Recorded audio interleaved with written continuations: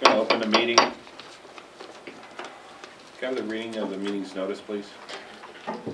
The Board of Directors of the School District of the City of Erie will meet in special session on Wednesday, March 27, 2019, in Conference Room 1 at the Dr. James E. Barker Leadership Center, 148 West 21st Street, Erie, Pennsylvania, at 12 p.m. for general business purposes by the request of President Frank Petrunger, Jr. Thank you. Roll call.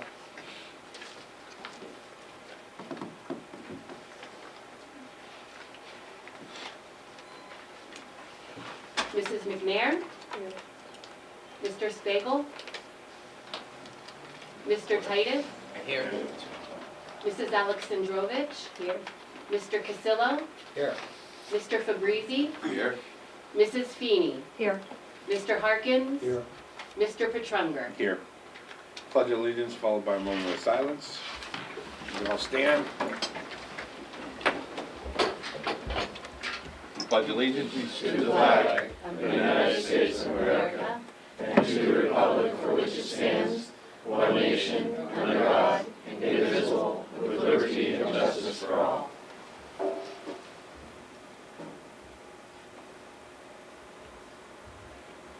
Thank you.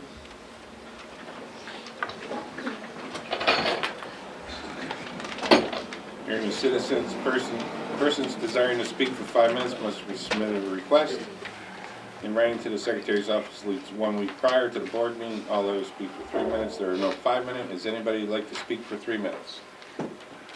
I would.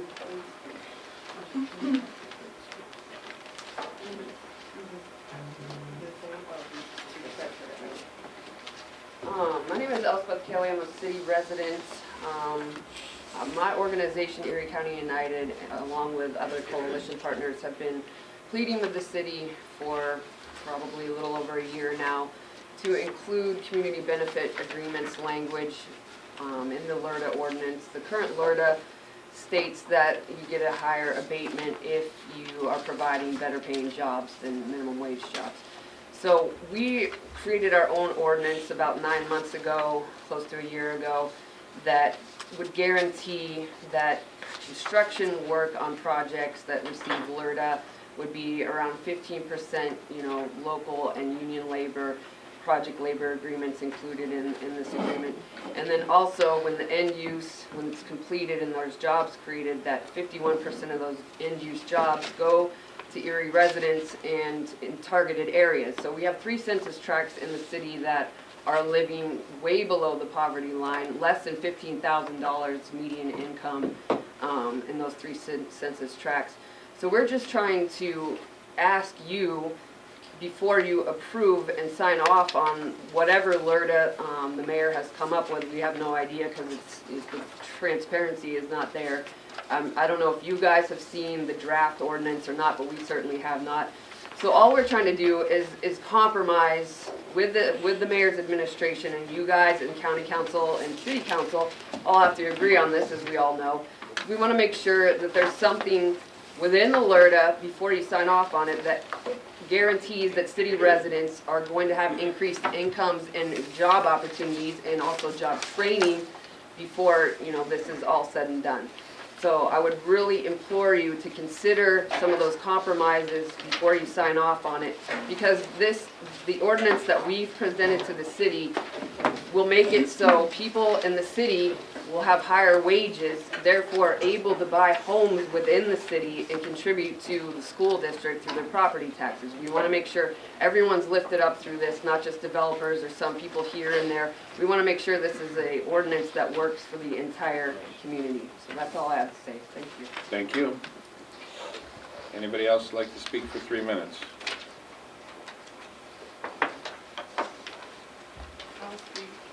Okay. If I may, we do have a form. We need names and address for the purposes of the minutes.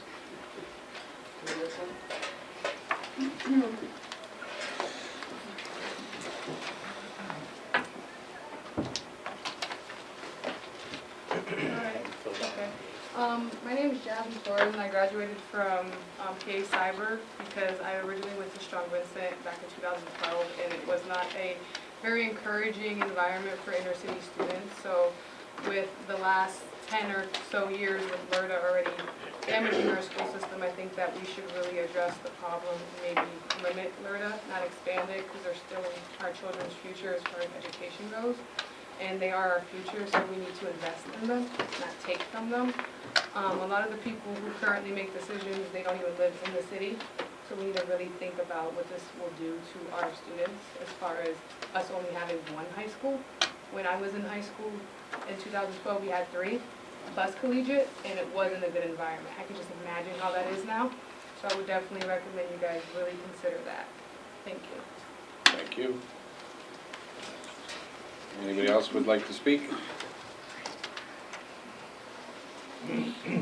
I would.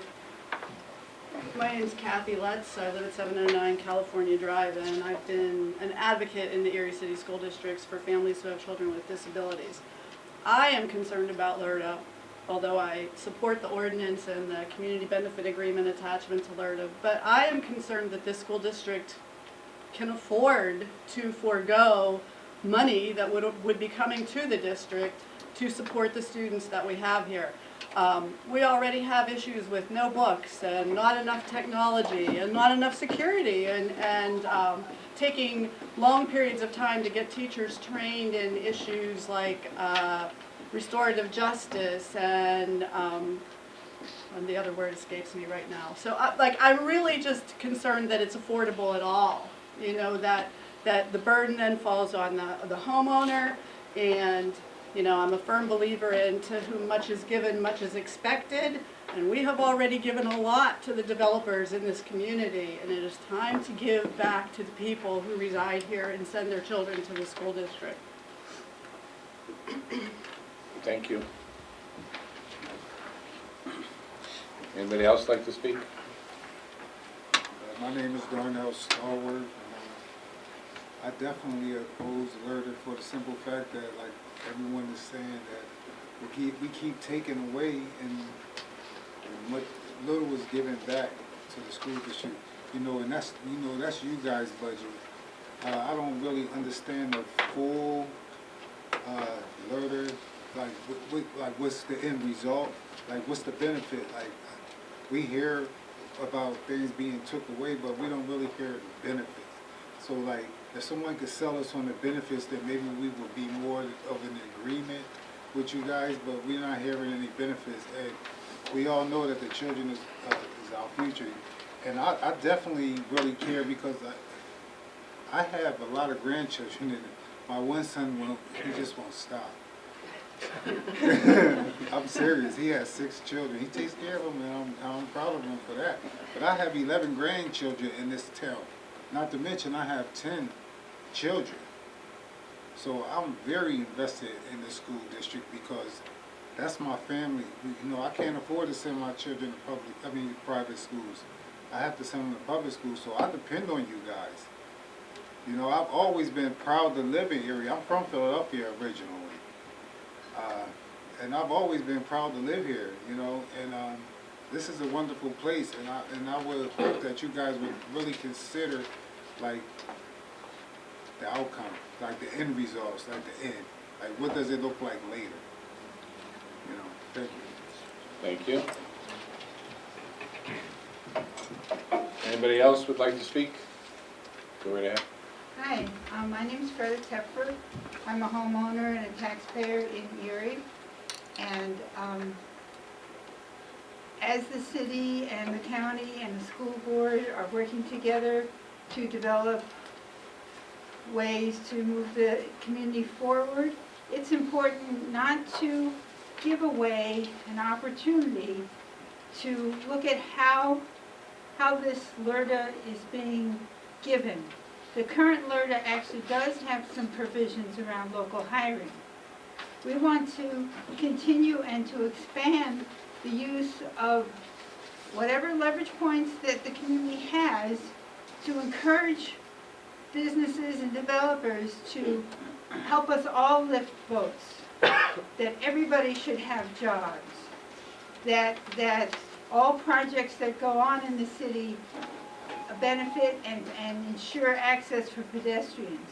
Please do not let this LERTA expand to the bayfront, and do not let this LERTA take place without ensuring that there are ample provisions to get the businesses to consider all the members of the community. Thank you. Thank you. Is there anyone else? Okay, if not, then we need to take a quick, no one needs to leave yet, but we need to go over and take a quick executive session for legal matters prior to us moving on, and we will be right back. So if the board can go over to room 3.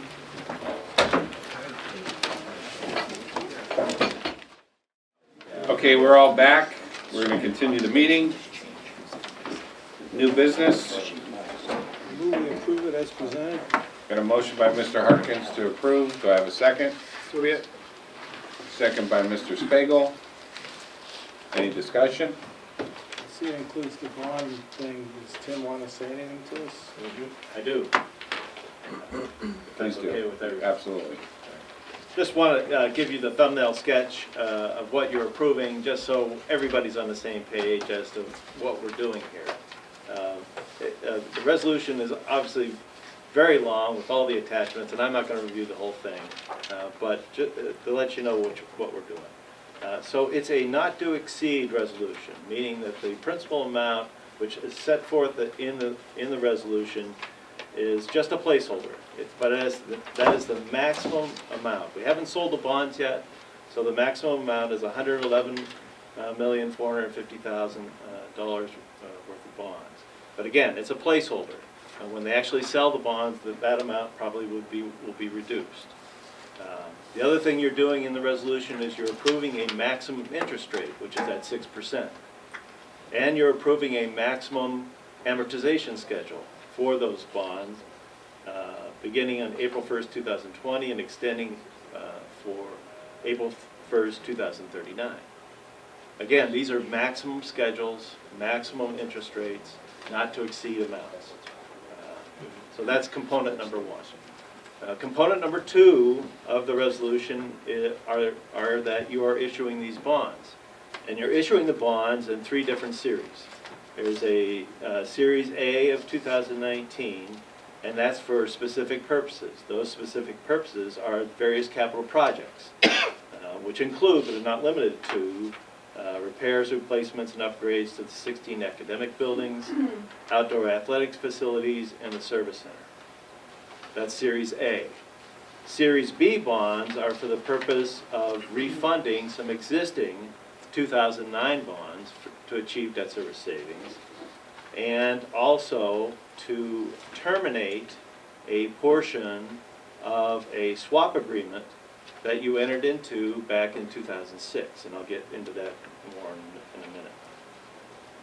The Series C bonds are for the purpose of refunding some outstanding Butler County General Authority variable rate bonds that were issued in 2011 at your request, based on some Pennsylvania Department of Education requirements. In order to issue those variable rate bonds, in conjunction with the swap, we asked the Butler County General Authority to issue the bonds, and then we entered into a loan agreement with Butler County General Authority to repay those bonds. So that those bonds were our obligation, but were issued by the Butler County General Authority. So the Series C bonds are for the purpose of refunding those bonds in conjunction with the partial termination of the swap that you entered into at the same time in 2006. In regard to the issuance of the bonds, you're approving, again, a not to exceed or purchase contract with PNC Capital Markets as your underwriter issuing those bonds. You're also agreeing to enter into a contract with the U.S. Bank as your paying agent on those bonds, meaning that you will pay U.S. Bank the money from your revenues, and U.S. Bank will pay the debt service on those bonds, okay?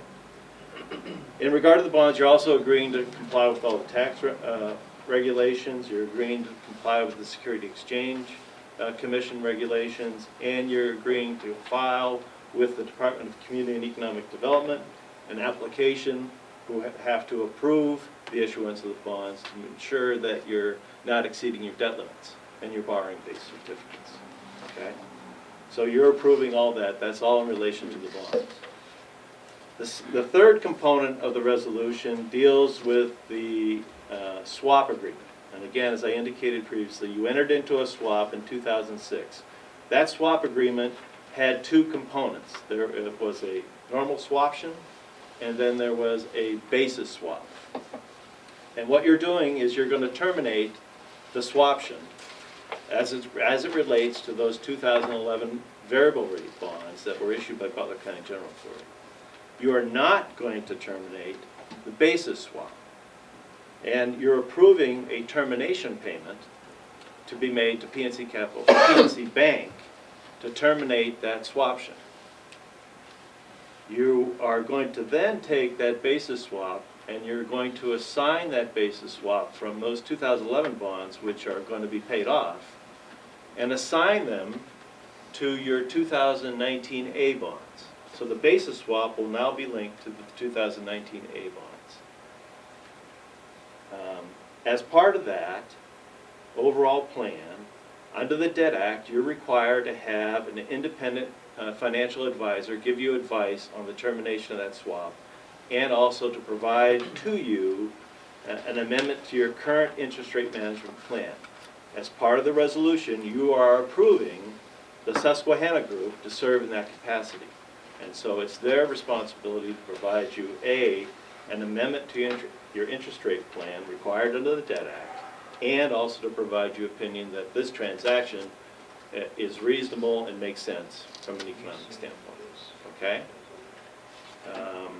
And as part of that swap agreement, as part of that transaction, you're going to enter into a new interest rate management agreement with PNC Bank as it relates to the basis swap and the 2019 bonds. Okay. I know it's a lot, but those are all the different components that are involved here. I guess that's it. I'm going to leave it right at that. If you have questions, I'm here. And Mike Subasic is sitting over here on behalf of PNC Capital Markets. He can also answer questions. Okay, Bobby, go ahead. I'm fine. You all right? Yep. Anybody else? I just gotta be honest with you, I hadn't seen that exhibit before. Well, it was on our board docs. Yeah. Apparently I missed it. But it sounds logical that we, to proceed, we have to eliminate the old debt. Any questions, anybody? Nothing? If not, we'll move on. Thank you, sir. You're welcome. Huh?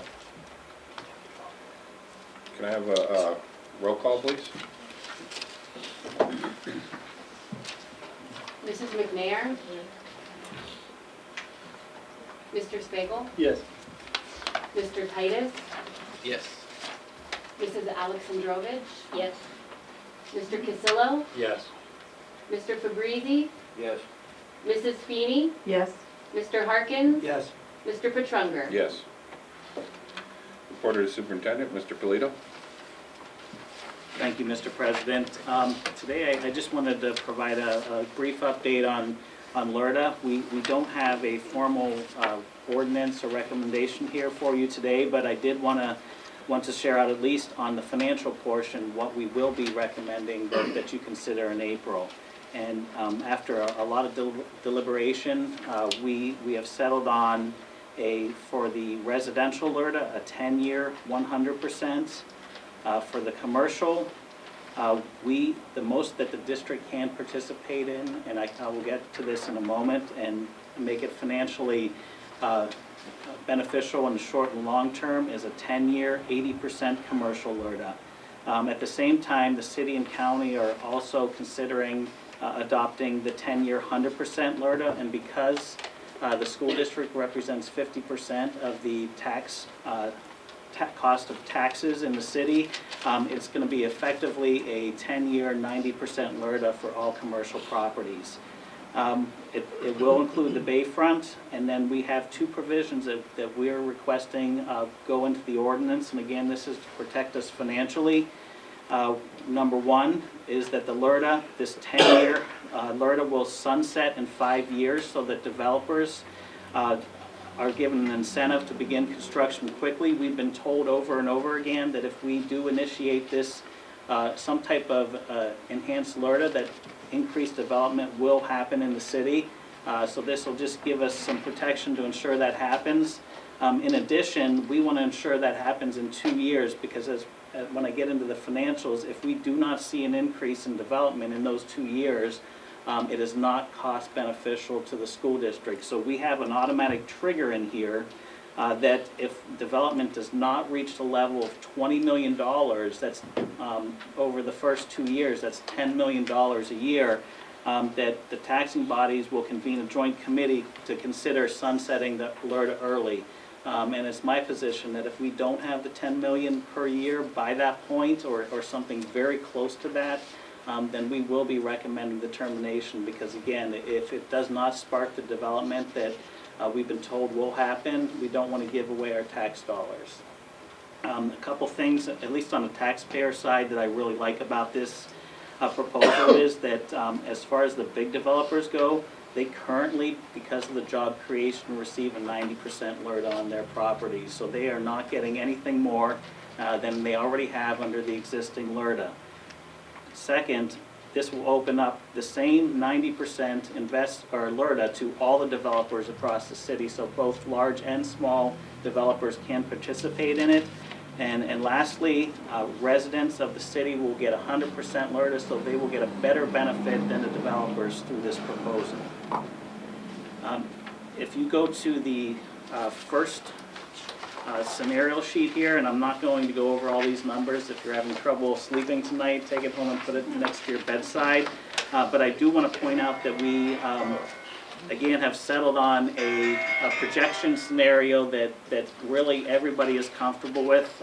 We have had a number of different financial professionals look at this, and this scenario and projection we feel accurately represents what will happen with our tax revenue under various scenarios in the LRTA, and it has been vetted and approved by PFM, and Charles has taken a look at it, and he is comfortable with this approach because it does protect the school district financially.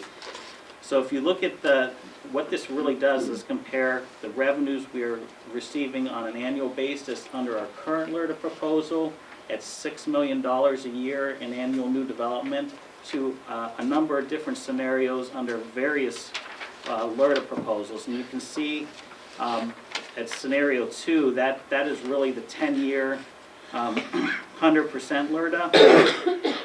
And that one, over the first 10 years, results in a net loss to the school district of $1.9 million.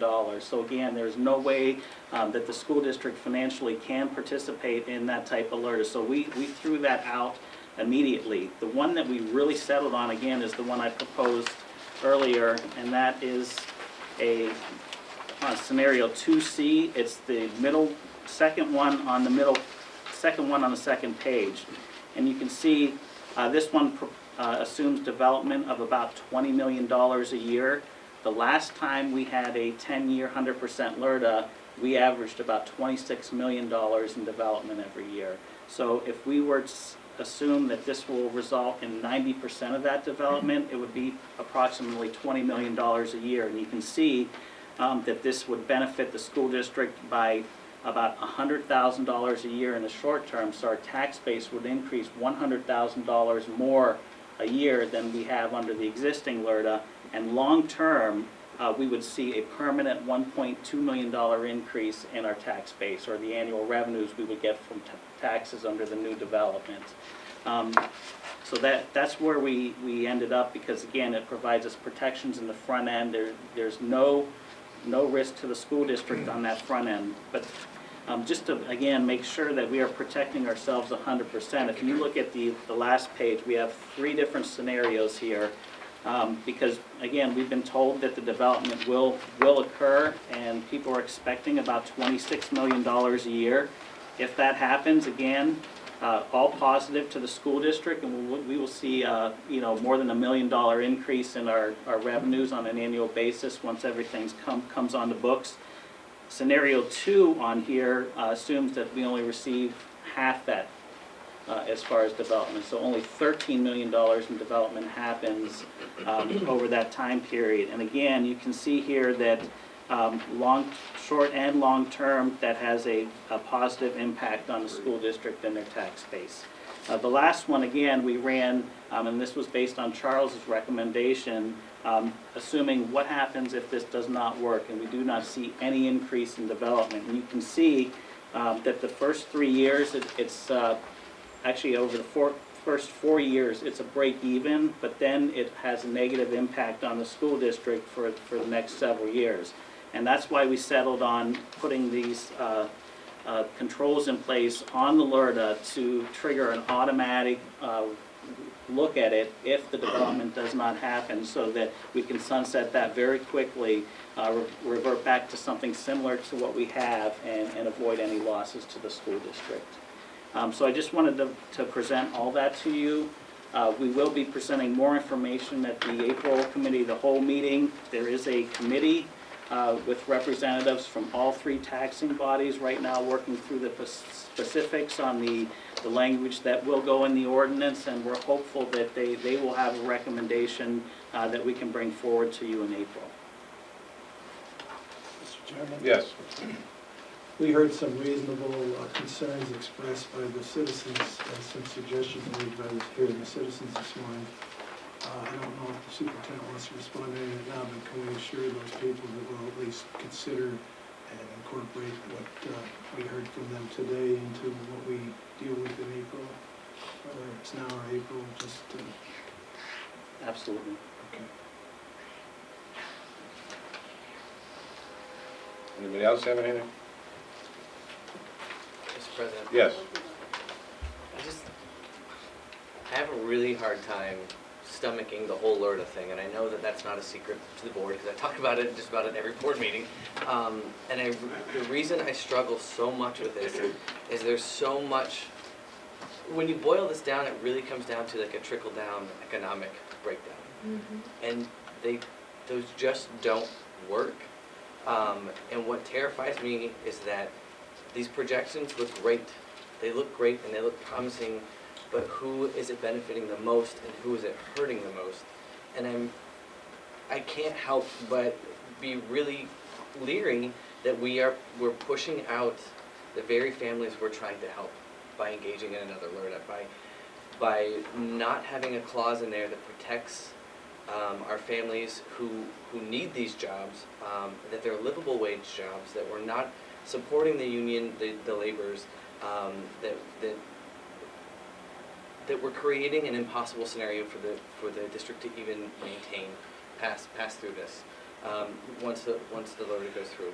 I know that we're all in a really tough situation with trying to figure out financially how we're going to do this, not just the district, but the city as a whole, and then the county.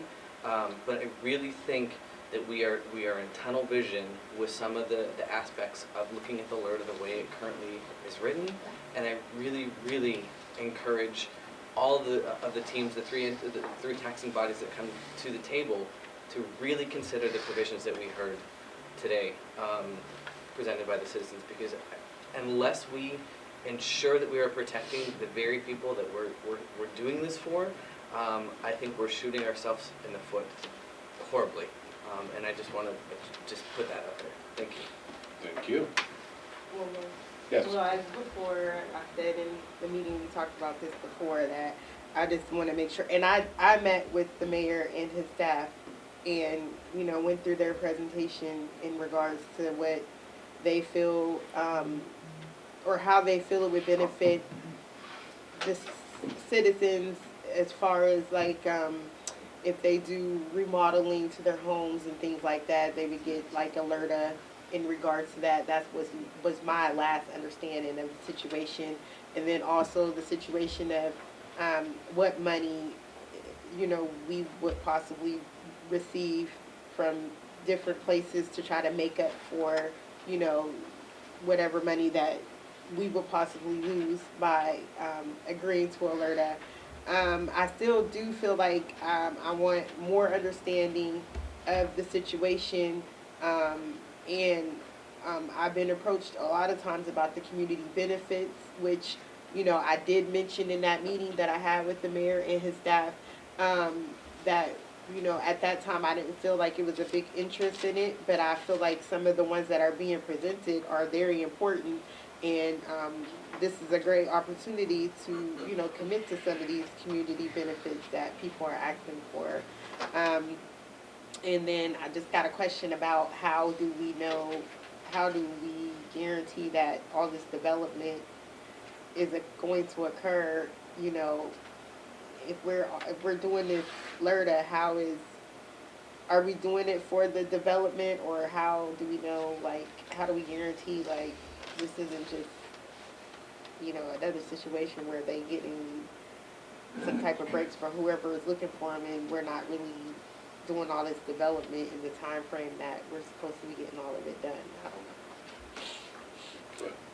So we can't guarantee the development, but that's why we put the protections in place to ensure that if the development does not occur, that we can get out so it does not So hurt we the do district. have those stipulations Yes. in here, so we Yes. can back out Right. of this or how is that after 3 2 years? years. 2 years, okay, Yes. so that's that would be That gives some time for the developers to actually start to to start. do the projects. And then if Um, it doesn't happen in 2 years, we can come back to the table and back out of the Yes. situation. Yes. Yes, I just want to point out again, under even the mid scenario, Also, we don't need no outside monies anymore. That's not even on the table anymore. Like we talked So- before, No, so the money that the mayor's office was saying they were that's coming- all gone. we don't need any of that with this proposal, because we're getting 80% of the revenue on the development, which is actually better than Than what the we're money that receiving they under were the getting. existing LRTA. So it has a benefit early on too. Under the one scenario here, we have, with the $26 million in development, by year 3, our tax base is $200,000 more. We're receiving more revenue than we would under the existing LRTA, which is a 0.5% tax increase. And then in the long term, the benefit is about $1.6 million a year. So that's a couple of percentage points in taxes. So really what this will do for the district is help us to keep taxes down, both in the short term and the long term as we move forward. Mr. President? Yes. I've wrestled also with the same situation as far as, but I do have to say that a lot of the concerns that have been raised today were raised by this board to talk about these things. And so that's why you have some of the solutions that you have. And I want to give you accolades for doing what you've done to come to a compromise in this situation. We certainly always believe that the residential LRTA would be a good thing for the citizens, and that's at 100%, and I think that's a good thing.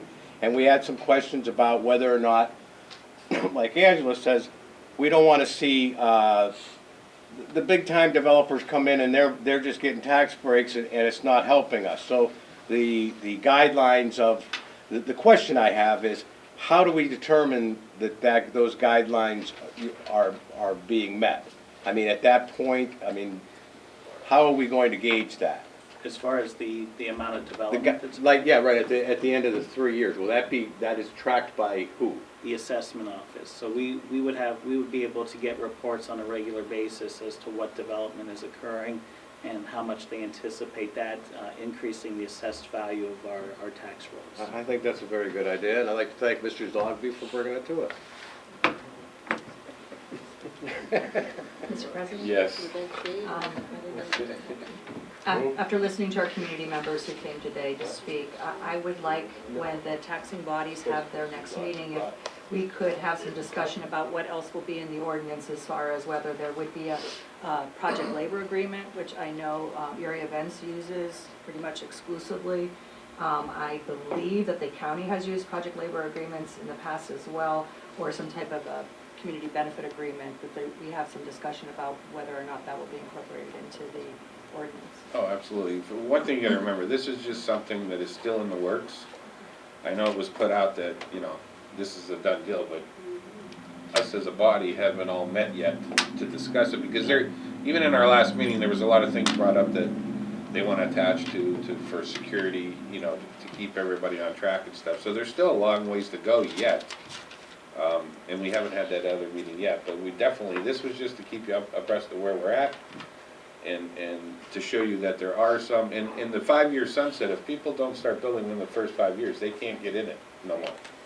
I wanted to make sure everybody understood that too, so. And I guess I also want to say that I really appreciate all the hard work that you've put into this, and I feel like this is working towards an agreement that we can all live with, and it'll benefit all of our students, and it'll benefit our community moving Yeah, forward. in the end, I mean, whatever comes out of it, this board will get to review it and make a decision on, so. This isn't a done deal yet, so, just so you know. Yeah, Bobby? Thank you. Just a couple of comments this time. One of your concerns you expressed was family sustaining wages.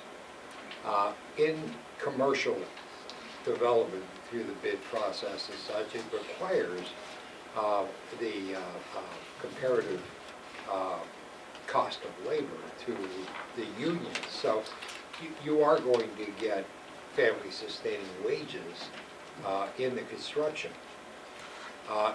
As far as long-term go, commercial development or residential development is going to do nothing but increase the taxing revenue for the Erie School District. It may not be tomorrow, but as we progress forward toward the end of that LRTA period, that 10 years, we're going to realize 100% of that tax revenue coming back to the city, or, well, to the schools and the city. As we're realizing the properties that are coming off of LRTA right now, we're seeing an increase in revenue as a result of those coming up. 10 years from now, we're going to realize the additional revenues coming in form of taxes. Thirdly, I have to say that without LRTA, the city of Erie is dead. There would be no incentive for anyone to take a risk to build a $20 million construction without an incentive. Now, if you look around, Pittsburgh, Philly, every one of them have a form of LRTA on the books, and it's a continuation from period to period to period. And it's stimulating construction in areas that, you know, we had not seen. A perfect example of that is the project that Gary Horton just bought, the Joyce Savacchio Business Park. Paragon Print was the first commercial development in that park.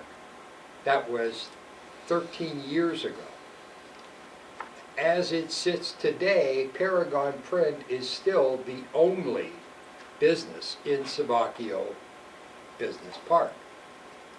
Gary Horton purchased the remaining properties via bankruptcy to do his own form of development. Perhaps had we acted a year ago on the LRTA project and aggressively worked it, we could have had commercial use of the, I think, 16 lots that remain vacant. And I forget who it was, whoever it was that had the property. GEIDC wouldn't have had to file bankruptcy, as it did as a result of it. So the only thing I want to say, Ty, and Dar, and everyone else who had the objections or questions, is for us to think not only today, what's it going to do for the city, to reaffirm values, real estate, both commercial and residential. I think it's essential that we move as quickly as we can and as progressively and aggressively as we can to move on these projects. At both today and 10 years from now. We're gonna reap the benefit 10 years from now, but we need to step forward today to make it happen. That's all I have to say. Thank you. Mr. Yes. Just a couple, more to the gentleman here, speaking to all of you guys. If we are trying to sell you the idea, what are the benefits? I think that's what you asked. Just kind of quickly is, with the projections, and he's probably the smartest man in the room here, and if he says these are the projections, I'm gonna believe it. And so, presuming we get the building, this will increase the number of taxes that are coming to us, the school district, just this, our budget, by a lot of money, $1 million, 1.2, something like that, dollars per year. And that means that we will not have to raise taxes by the equivalent amount of, is $1.2 million. If we raise it, that means we don't have to raise it by raising our school taxes. So that's the big thing that goes to my mother who can't afford her taxes. This will help her having to, or help her not having to have the tax raises that we want. Two, the number of jobs this will create. Now, not all the jobs will be from the city of Erie. You know, that's just the way it kind of plays out. But of course, we'll try to get as many of them we can as possible. So just number of jobs has the immediate benefit of the LERP. So that's a good thing. Another thing is, when the improvements within the commercial or the residentials, that's going to increase the number of people that live in the city of Erie. Erie has been having a declining population, and one of it is because we don't have adequate housing. We don't have housing that is good enough. And with us improving, us, not we ourselves, but we, the community, are improving the city, then more people will be living in the city. Additionally, if, say, somebody has a house, and say somebody has a reasonable house, they can either move out to Mill Creek, where there might be a nicer house, or they can improve the house where they live now. So there are, we all know people, Little Italy doesn't look like it did 40 years ago, because everybody moved. We want to try to keep people in the city of Erie and not migrating to Fairview, Mill Creek, or somewhere else. That makes a significant difference. And then, as we had talked about, there's right across the street from my house, there's somebody benefited from LERTA. This guy is a physician. We want to have the people that are living in the city of Erie that have the higher income, because or anybody, let alone the people that have higher income, because we get a fair amount of taxes coming to this body here from income taxes. A portion of my income, of your income, comes back to us. So we want to have increased or improved housing with increased population, so we have more taxes that we're collecting on the property tax as well as the earned income tax. So there's not a negative aspect relative to all the positive aspects that have come along with this. If that helps answer your question. That's all. Thank you. Can I a little more? Sure. Okay. So I guess, and I'm not objecting. I'm not objecting something's got to change. I'm not objecting that we need better jobs. I'm not objecting about any of that. What I am cautioning is when we bring in, when we have, like Tom just stated, when we have the people who are on the fixed incomes, if we increase property value too much, those taxes are going to go up, and we're going to push those people out. So those people who are on those fixed incomes are no longer going to be able to stay in the neighborhoods that they've grown up their whole life because we've increased the value too much. And so I think those are the provisions I'm talking about, including in when we're moving forward, that we're just making sure we're not leaving people behind in that sense. Okay. Again, this is just a discussion right now. It's not anything other than that right at this point. We still have to get together as the three bodies, and like I said, in that meeting, other people had other stipulations they wanted to put on. And I know Andre, one of his things is the community agreement. And that's just a discussion we still have to have as the three bodies. So until we have that and have a final come out of that, there's no way to really say what it's going to be. But Bobby is right, when they're doing, you know, the labor construction, the big they have to pay prevailing wage. Now, I would say with you, I think you're thinking maybe after that, the wages they may pay people to work whatever they just built. But who are the, Could be different. I guess it's who are the prevailing wages? Like, are they giving, like, making sure that our people, our Erie Our people are city people. included? Yeah, no, I understand that. That's. Anybody that's who what I'm works saying. there has to be prevailing wage, whether it's city or anybody. They have to pay, just by law, they have to pay the prevailing wage. We're saying to have them higher. I understand, no, I totally, I know all about it. I sit right with Andre when we have these discussions, he filled me in on everything. I'm just trying to explain to what Tyler was saying over there, so. We will have another big discussion again, so. We will move on to financial recovery plan update, Mr. Zogsby. Thank you, Mr. President. Just to update the board briefly, I was back in central Pennsylvania doing some work last week, had an opportunity to meet with the secretary and the department. Obviously, everyone at this table knows the plan was not approved. I would classify the changes as data consistency. There were some issues where the data that we used in the plan maybe was the district's data that maybe didn't sync up with data that had been submitted to the department. So we have a number of edits in that respect. The second bucket I would classify as the department's interest in seeing that there is clarity and no ambiguity in terms of the direction of the plan. I would say, you know, we've had a very good working relationship, certainly with the superintendent to date. I think the department's concern is that the steps that I'm advocating in the plan be delineated in a clearer fashion, so there can be no question at any point along the way as to what is called for in the plan. Having said that, I would say that my own impression is that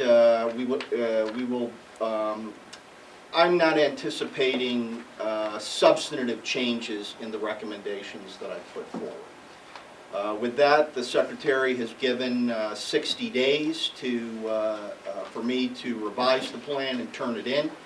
I would say that my intention is to try to get in a revised plan, excuse me, well in advance of the 60-day deadline. I'm working in earnest with the team here, the superintendent, with the PFM team, as well as the PDE team that is working with me. And I expect, I don't have a date in mind, but I expect to turn that around as quickly as possible. But my intention is to ensure that the next time it goes in, that there'll be a high probability of approval. So with that, I just wanted to share that update, and we'll certainly keep the superintendent, the board here apprised as we move forward. I think it's likely too, though we don't have an official date, I think it's likely that the April 11th date that we were originally given for the Secretary's visit is probably going to be pushed back.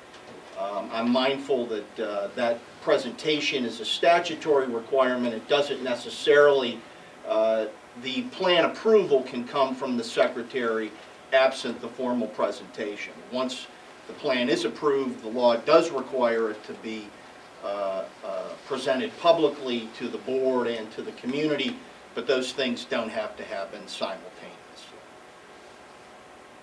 Thank you. Yes, Bobby. Thank you. I have to say, I strenuously object to the rejection of your submission. It seems to me that based on the letter, that Rivera, Secretary Rivera, just wants to bind us even tighter than what your recommendations are. Not that yours are, well, they are. They're binding. But what I'm saying is, I have to preface this by saying, you know, I have no horse in the race anymore. As Rob, I did not submit for re-election. So I'm saying this as an individual, as well as a, you know, a person who's on the way out, that I would think that it would be less strenuous. We have demonstrated, as you well know, we have demonstrated that we have done far and beyond the need for us to continue to operate. And it seems to me that Secretary Rivera is using that 14 million bucks, which is less than half of what we should have gotten had we been in parity with other districts on the average cost per student. That he's holding that as a dangling noose, so to speak, against the Erie School District. And that we should not have to have been subjected to the binding mentioning in your report to Secretary Rivera. So I don't know if Rivera has an issue with Erie schools or against your report. All I know is it's unfair. And I think that it should be appreciated as to what we had done in the 3 years prior to the submission of this report to Secretary Rivera. That we have closed schools, we have shut down expansion in areas, we've used Band-Aids instead of the work that needs to have been done to keep our schools adequate. And that in recognition of that, you would think that they would be appreciative of what we have done on our own prior to any supervisory restraints. We did it on our own for survival and to give ourselves the most assurances as we could that we would not, how do I put it? We had to have the money to survive. There was no question about that. But we did everything humanly possible as a functioning board and administration to keep ourselves afloat. And it got to the point where it was inevitable. There was no, there was nowhere else to turn, nowhere else to back. But for Rivera to come in and say, well, we want more definitive numbers, and what do you expect in the next 3 years or 5 years? I think that is just way overboard. And put my name on it alone when you talk to, Pedro, but I feel strongly that enough is enough. We've been pushed to the wall, and, we're at a point now where it's not going to be fight or flee, it's going to be fight. That's all I have to say. Thank you. Mr. President? Yes. I don't hold Mr. Secretary Rivera as responsible for the situation as I do the legislature that put forth the part of the when we got the 14 million for us to have the oversight and have Mr. Zogby come here. And I think that the work that Mr. Zogby had, like I said, some of it is fine as recommendation. I think is fine. I have problems with a policy change when it comes to our bidding process, and I have a problem with the outsourcing of the custodial positions.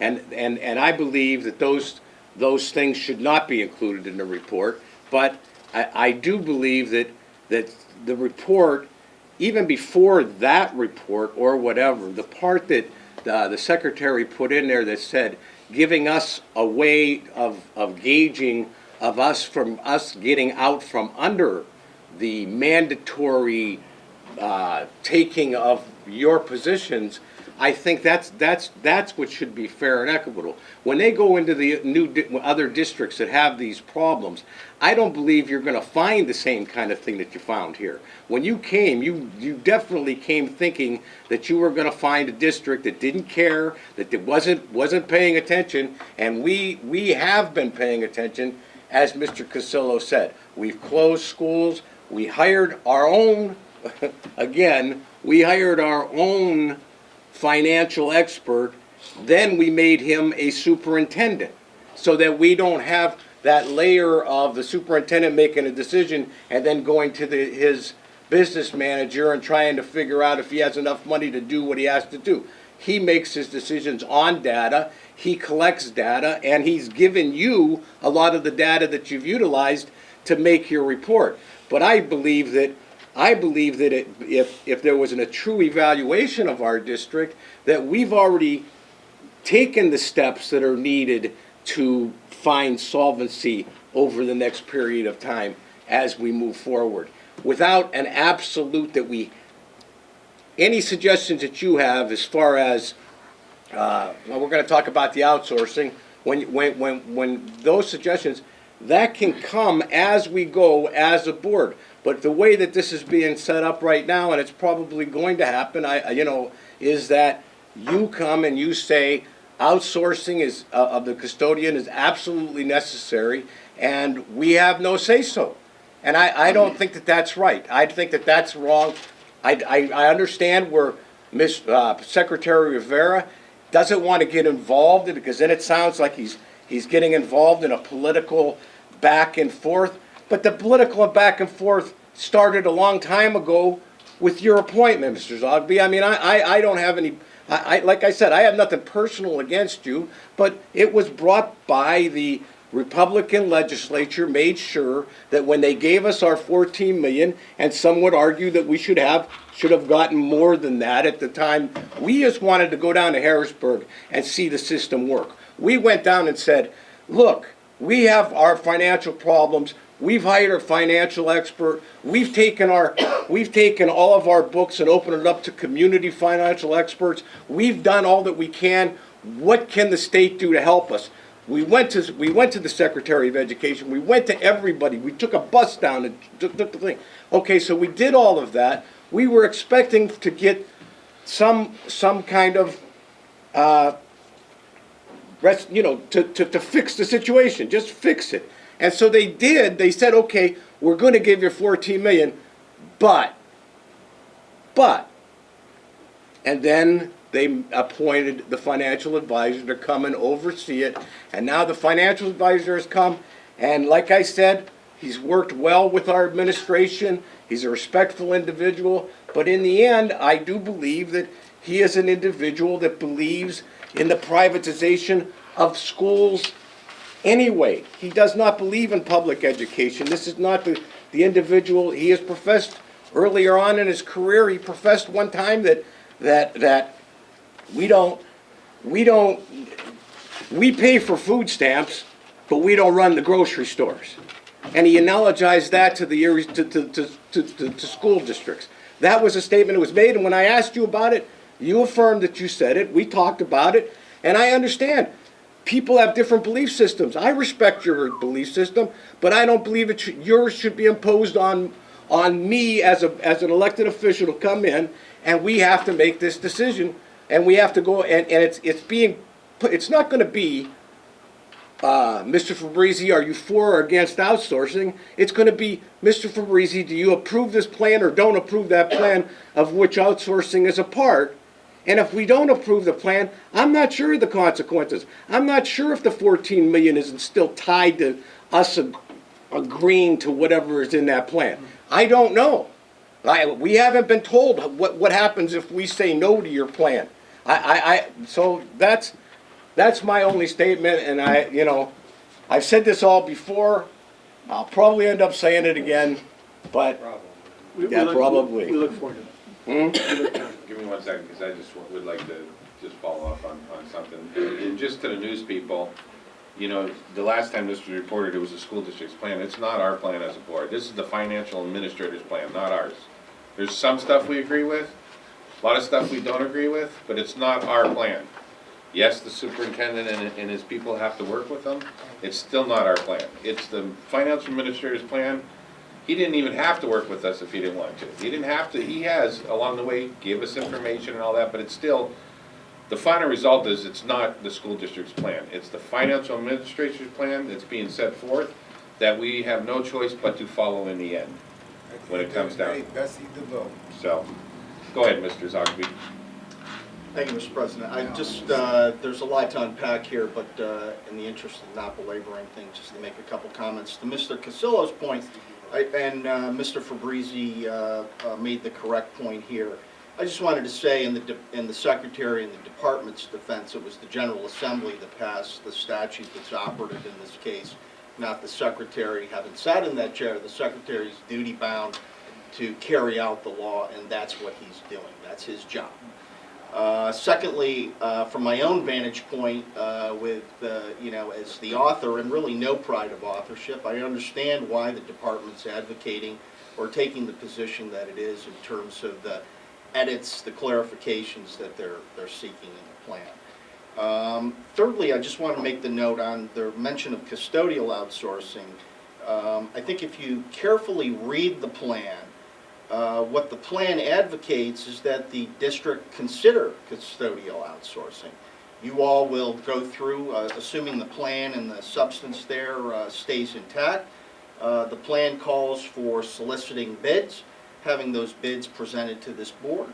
I think much to, contrary to what folks are suggesting here, the 14 million, as I think everybody around this table knows, or if they don't, should know, is that the 14 million did not get this district out of trouble. And once you start giving pay raises to your folks, which I expect you to do at some point in the future, the likelihood is that you're going to be right back in the same place. So to suggest that the 14 million sort of took all your worries off the table is just inaccurate. It's incorrect. And so the plan is to help guide and ensure that you're not back at the General Assembly for another extraordinary amount of money. And from the General Assembly's point of view, this whole exercise is to ensure that you're not. And as to custodial outsourcing, the plan itself does not mandate custodial outsourcing. What it does do is that it mandates that the board consider it. You're going to be in a situation where you all are going to have to raise taxes every year for at least the next 5 years. We don't know what those amounts are going to be. This whole exercise, in part, I shouldn't say the entire exercise, but a lot of my work has been to try to balance, hearing the concerns around this table about tax increases. Some of those initiatives are to help generate additional revenues or reduce expenditures that can reduce those potential tax increases. When those bids come forward, to the extent that this board, my view at least, and there may be a PD attorney somewhere that disagrees, but if this board wants to reject that outsourcing and raise taxes on your citizens higher, you're free to do that. So, and then I would just say, you know, over the course of my year here, there's been a number of times at which there's certain viewpoints and the like that are ascribed to me personally. I would say that outside of maybe Mr. Fabrizi, we've never really had any extended discussions on my views. Really, they're not even pertinent to this situation because I'm not here advocating privatization, charter schools, anything else for that matter. So my personal views on public education and how the system ought to be reformed or improved, I think are quite out of bounds and incidental to this entire exercise. I'm happy to discuss policy issues if folks want to have that debate. I love education. I love public education. I'm a product of public education. And any suggestion that I am not for public education, I think is totally off base. So I just would appreciate a little respect in terms of my own personal opinions. Everybody can have their own, and everybody at this table does. I respect what you all have to say. And again, I just really wanted to make that point. I've had a great working relationship with the superintendent. I like to feel that I've had a good working relationship with his leadership team and all the people around this table. There's certainly going to be points at which we're going to disagree, but I think we can do so without being disagreeable. That's my aim in any case, and I just wanted to state that for the record. Thank you. Thank you. Go ahead, Dark. Mr. President, this is becoming a long Yes. meeting. I apologize, but there were two things that were recommended under the report that I just wanted to mention. In the report, Secretary is asking for a percentage, some information about the percentage of students with disabilities and English language learners within the district that exceed the state averages. And the plan doesn't address the extra costs, including instructional support, support services associated with each of these student populations. And again, that goes back to the fact that we have federally mandated laws that are not funded. And right now, the funding on the federal level for special education, English language learners is flat. So I don't expect that we're going to be getting any more income. And that's something that the community needs to be aware of. And again, Robbie, if that's in the report, then that goes back to the legislators, and they have to deal with this. So that's a good thing, that that's going to be in the plan. The other thing that was asked to be in the plan was some additional historical information on charter schools. And again, that's something that could potentially help this district if the legislature would pass some of the bills that are being presented right now, both in the House and the Senate, that would make parents who want to send their children to a charter school, we have our own charter school, or cyber charter school. If we have that program, then they have to attend our program as opposed to us paying for an outside cyber charter school. And I think that's also a good thing that hopefully will get passed through the legislature, and I think it would be beneficial if those things were in our plan. Thank you. Okay, will be an ongoing discussion, we all know this. But, you know, it just shows that everybody cares of where we're going and where we're heading. We do need to have another executive session, but before we go, if anybody has anything else to say, which I don't know. John. The committee that you appointed, Mr. Petrunger, Yes. to look at the question of the stadium turf and the future of it, met on Monday, and I attended, and although because I'm not a member of it, I just observed and listened. Mr. Brockman conducted the meeting, and he did a good job. There was about 15 to 18 people who expressed strong opinions, and they were in agreement, all of them, but he tried to come out of the meeting with options, which he then said that they would bring to the public, if I'm correct. And I think that's your intention. Yes. I have a question and a concern. What's the timeline? How much time do we have to kick it around before a decision has to be made? And then I have a request, but first a question.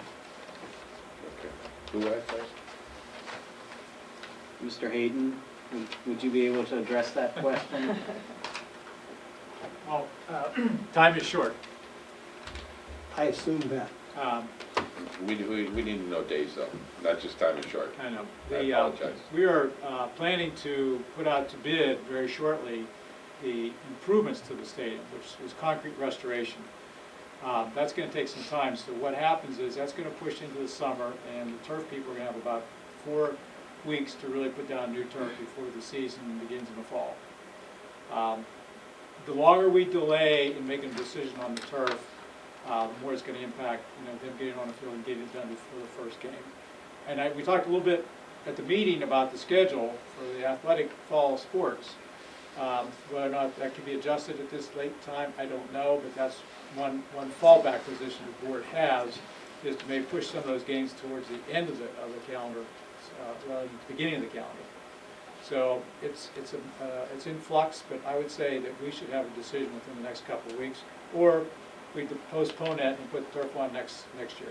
I don't see a problem with having that decision. I know, Neil, where you at? Yes.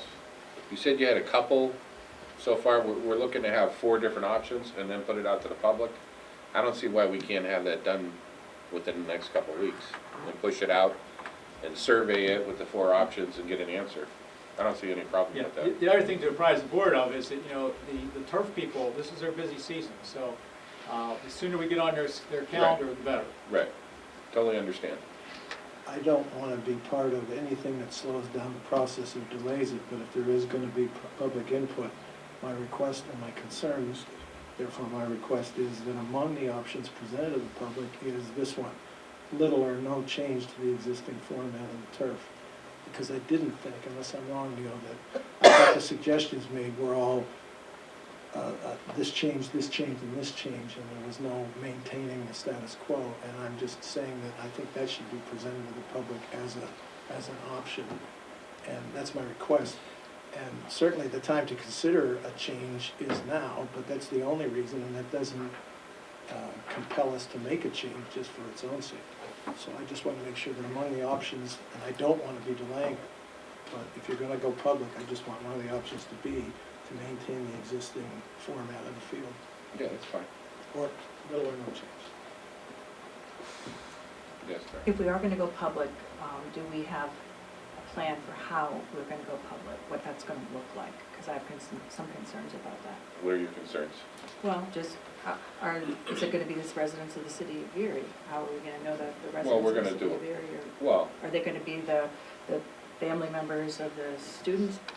No, because we want this to be an entire community choice. Right. So I'm just wanna make sure that well, you're it's- gonna have to do a poll, is what we figured, and by putting it out to the TV stations and asking people locally to go on the poll, probably from our website, I'm imagining, and to pick a choice and move forward. You know what I mean? That's basically the best way. There's no real way to determine that. Yeah, how do we determine whether they're residents of the city? Every time we've done a poll, that's usually how we do it. But it will have the options, Okay. and we'll go from there. So, Brian? Yeah, there's no perfect way to do No. it. We'll look at a couple different options. I'm glad Erica's on board to help us with that as we move forward. think she Sometimes ran we've out. done the poll. no, I'm kidding.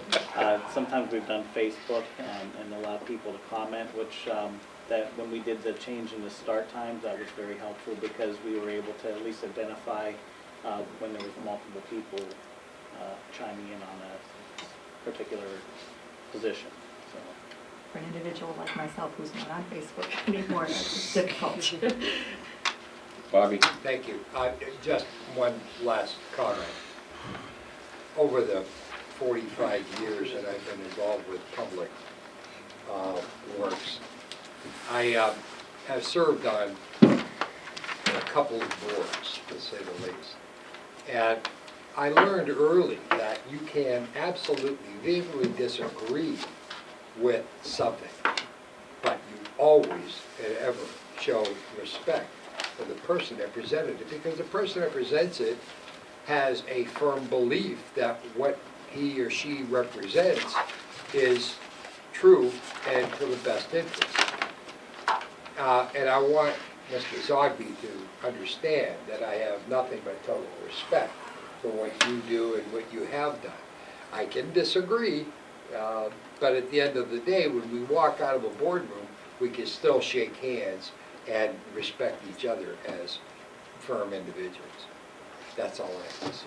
Okay. And I apologize if I was insulting. At this time, we're gonna move to room 3 again for our executive session. We'll end our meeting from there for personnel matters.